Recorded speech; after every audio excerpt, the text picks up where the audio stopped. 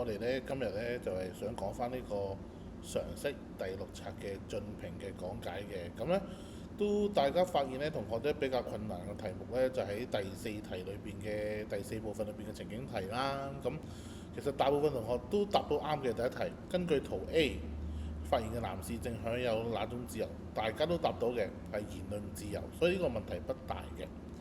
第二題都好多同學都知道嘅，什麼保障香港市民能夠享受這種自由呢？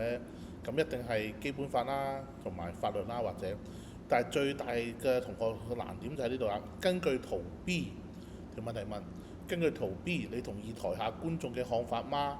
為什麼？嗱，我睇下台下觀眾呢度寫，呢度講咩啊？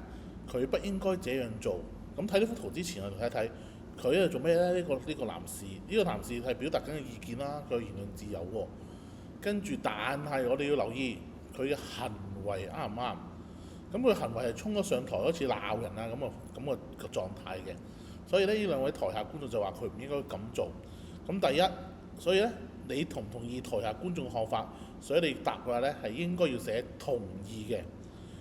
我見到有啲部分同學寫咗不同意。嗱，佢可能混淆咗啊，因為佢唔應該咁做嘅，佢話緊佢做嘅法唔啱，所以係同意嘅做法，所以要睇清楚題目講翻佢話係不應該咁做嘛，所以同唔同意佢係同意啦。跟住第二部分點解呢？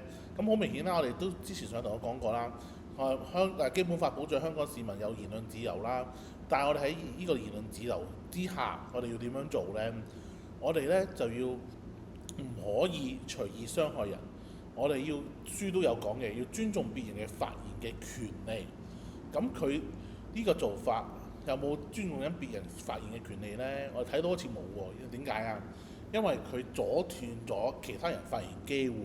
我哋享有言論自由，每個人都可以有發表意見嘅時候，而唔應該去阻住咗其他人發表佢嘅意見嘅。咁睇得出呢度咧，佢係唔適合噶啦。